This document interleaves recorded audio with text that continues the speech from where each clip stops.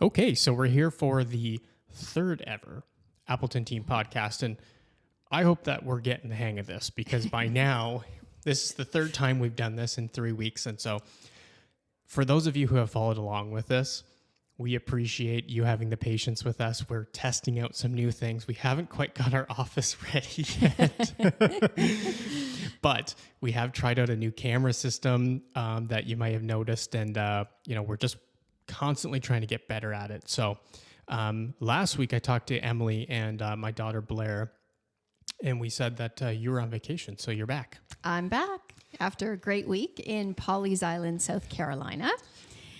And that's like, you have a place there, right? Yeah. So we, when we downsized, we actually took some of the money from the proceeds of the house and we bought 50% of a property there with my sister and her husband.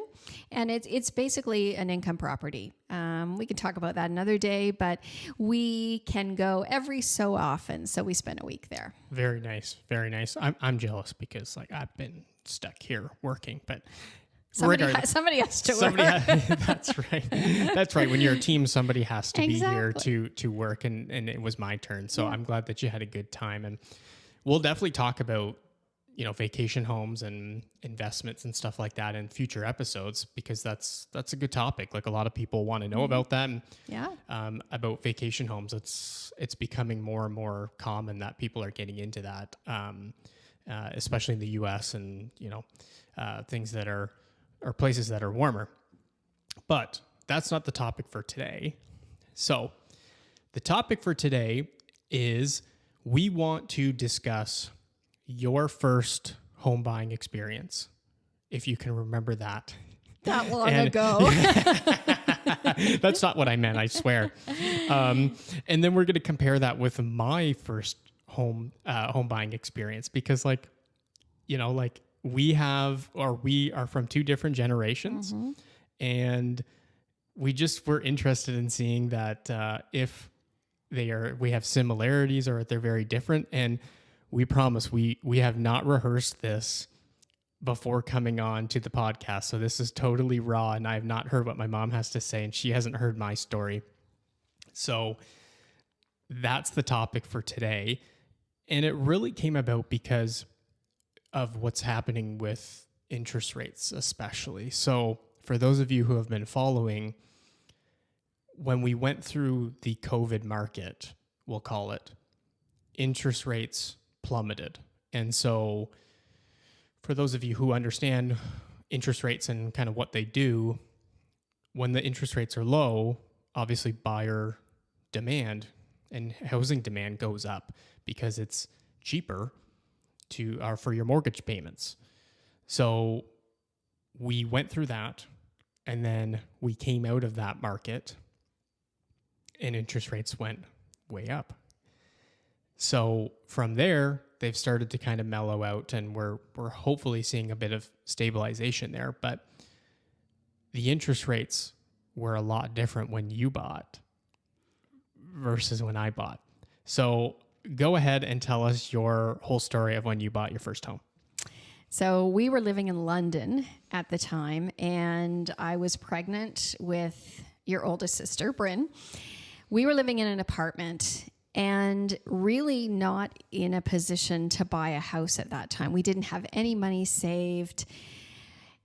We had to borrow the down payment from my husband's parents to even qualify for a mortgage. And we ended up buying a townhouse in London. Prices were, we bought the townhouse for $93,500. 93,000. That you heard that right. But that was also 33 years ago. Mm-hmm. So that was a long, long time ago. And at that point, that was actually, it was definitely more expensive than the real estate was in Chatham. Our mortgage The mortgage interest rate that we got was 11.75%. That's crazy. Which you think is crazy. For us, that was the norm. Yeah. I remember when I was a teenager and the interest rates had gone up to about 19 and 20% when my parents were owned a home and were going crazy with mortgage payments. So to me, that was normal. And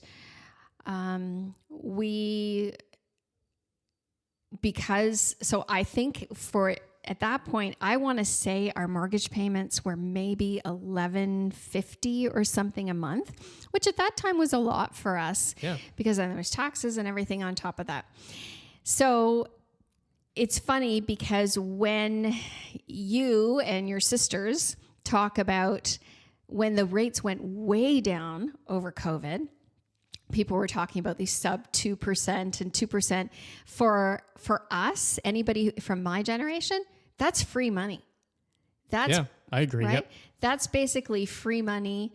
And that's why I think that's why the market went crazy, because it made so much sense to buy at that time. So even with rates where they are now, for us, as people who've been through a lot higher rates, we still think they're very reasonable. Mm-hmm, yeah. Not so much for people your age. Yeah, that makes a lot of sense. And so when you actually bought the townhouse, do you remember like kind of the market conditions? Like, I knew very little about real estate at that point. I had no idea about market conditions. This was our first time. And unfortunately, we had gone into an open house of a condo and met a realtor there. And we ended up using her because we didn't know anybody in London. And both of us knew very little about real estate. And unfortunately, education of buyers and sellers was not as important as it is now. So I don't think we got a great education. We did what she told us to do and, went through the only available lender was our bank at that time. So went through the bank. So there weren't a lot of options, but I don't know what the market was like at that time. I have to look back at the stats and see. and like, how was your buying experience? Like, I mean, it sounds like the way that you talk about it, it sounds like it was a relatively positive experience. Yeah, it was. Like, I don't remember there being any real hiccups with anything. Everything went relatively smoothly. For us, we were moving into a home from an apartment. We moved in, I believe it was June, and I was 8 months pregnant. So to actually have air conditioning, because we didn't have that in our apartment, air conditioning and more space, it felt like heaven for us. Yeah, it sounds like that process was like, it sounds like maybe you had a pretty good realtor that gave you the right advice, guide you through the process. And based on your interest rate, I'm not sure you want to hear what my interest rate was when I first bought my house. So you said it was 33 years ago. Yeah, 33 years ago. What year is that then? So 1991. Yeah, 91. Yeah, okay. So 1991, I bought my first home, and my home is a little bit different than yours because, well, before we get on that, just tell me that townhouse, like, what did it offer? How many bedrooms, how many bathrooms? Had 3 bedrooms, 1.5 baths. It was 3 level. It was a pretty nice it was relatively new. So it was a pretty nice townhouse in a good area. Did it have a garage? No, no garage. So that's a little bit different than my situation. When I first got into the real estate market, it was 2018. And that was really before things went pretty crazy here. So we're talking a couple of years before COVID hit and all the madness that ensued. I decided to buy a multifamily property as my first purchase. And I did that with my best friend, Nate. As you know, my mom knows this whole story because she was my agent. I wasn't licensed at that time. I was doing something else, and so my buying experience was very good with my mom. She did a good job, but I didn't know anything, right? Like I knew that based on what you and Dad had done with investing, I wanted to get into that space as well. And there's a common method that I really preach now to people who want to get into their first home. It's called house hacking. And some people have heard of it, some people haven't. What it is you buy a multifamily property, whether that could be a duplex, could be triplex, it could be a sixplex for all you can afford. But what you do is you live in one unit and you rent out the other units, and it basically what you're doing is you're trying to bring your living costs as low as possible. Right. You're basically not having to pay to live there. That's the ideal situation. Yeah. And hopefully your tenants, the rent that you're receiving from the other units is covering your mortgage payments, maybe above, or maybe it's covering almost all of it. So in our circumstance, we bought a duplex in Chatham for $160,500. There's $500 on that. I think the $500 was for appliances. that was what we negotiated, the $500. And it was a duplex, and both units were going to be vacant because it was an owner-occupied duplex, and I believe her daughter was living downstairs, and they were both moving out. So both units were vacant upon possession. The bottom unit was fantastic. I don't know if you remember that unit, but I do. We barely did anything to that unit because it was so nicely cared for. It's a really spacious one-bedroom unit and has really tall ceilings, big kitchen, like a very nice unit that right now we have a great tenant in there. But the upper unit was a little different. I'm laughing. I'm just when I bought this with Nate, there were so many people who came in there that were like, "You guys are nuts," because they came into that unit and there were 14 cats living in the unit. The owner had smoked in the unit for many, many years, and so obviously with 14 cats, there comes smells, cat pee, stuff of that nature, and use your imagination. It was there. And so what we decided to do is we were like, we're just going to gut this thing and make it our own. And it was a one bedroom, but it had a laundry room that could have easily been converted into a bedroom. It had like a nice closet. It had a nice window. Like it could easily be a bedroom just based on rejigging a few things. And we moved the laundry into the kitchen because there was plenty of room for a stackable laundry in the kitchen. So we were able to kind of squeeze it to a 2-bedroom with it, from a 1-bedroom. And so we lived up there eventually once we got it all done. And the interest rate that we got on the place was 3.29. I remember that. Wow. And 3.29 now sounds pretty sweet. Yeah. I would take that now. We have buildings that are way higher than that. So 3.29 is a solid rate. But at the time, it was kind of like, I didn't know anything about interest rates. So I was kind of just going off of your advice and being like, if that's a good rate, then, I'll take it. So Nate and I lived there for, I think a year and a half. Do you remember what your mortgage payment was? I want to say it was somewhere around $1,000. So it was about $1,000, and the unit downstairs, our first tenant that we had in there, she was just a single lady, very nice lady, and she was paying $850, wow. I believe, $850 plus electric and gas. So we paid the water because there was only one water meter. So that's the beauty of house hacking, and I think we need to do a show on house hacking. Yeah, we'll get right into house hacking like in another episode because we've talked to other people who have done house hacking, and like my buddy Nate, like he could talk about house hacking too, and how powerful it is, because in that circumstance, there were two of us, Nate and I, who essentially were splitting the cost of a couple $100s for our mortgage and say another couple $100 for utilities. Yeah. So we were essentially paying $200 each to live and own the building and build the equity. Exactly, which was amazing. Like, that's really powerful. So, but that's my experience. And we went a little bit of a different path, Nate and I, that my first home was not bought with, it was thought of more of as an investment long term, but we did live there. It wasn't like a single family home that I just lived in. I've since bought homes like that. But it's funny to compare the two interest rates, like you at 11.75 and me at 3.29 or whatever it was. Yeah. Like, that's insane. Yeah. Because, and I mean the values too, because I was in Chatham at 160,000.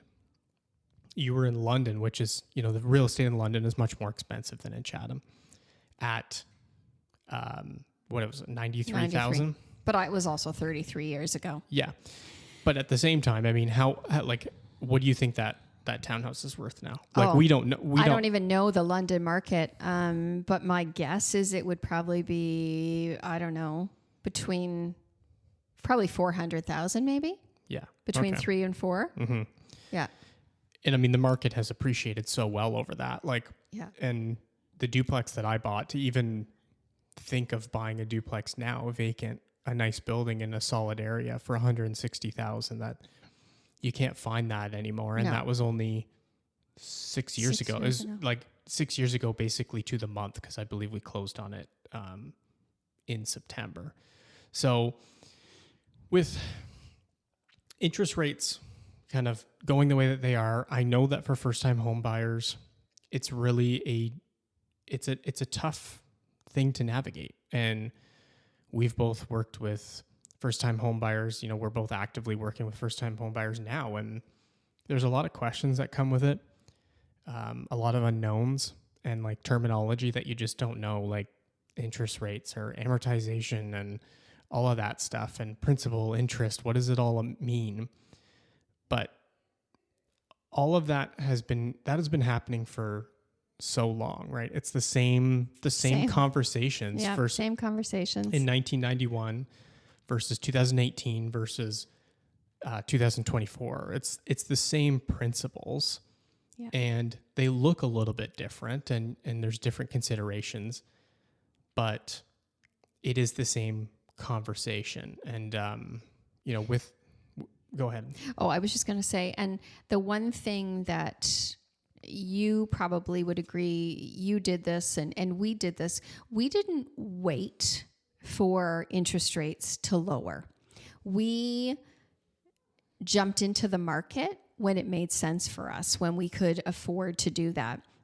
And waiting for an interest rate drop, that's taking a risk, because as Dane had mentioned, when the interest rates drop, usually the housing prices go up. So don't be so concerned. I think maybe that's what we're saying, is that regardless of what the interest rate is, the sooner you can get into the market, if you are not already in the market, chances are the better it's going to be for you in the long run. Mm-hmm. And ultimately, it really comes down to, do you love the purchase that you're making?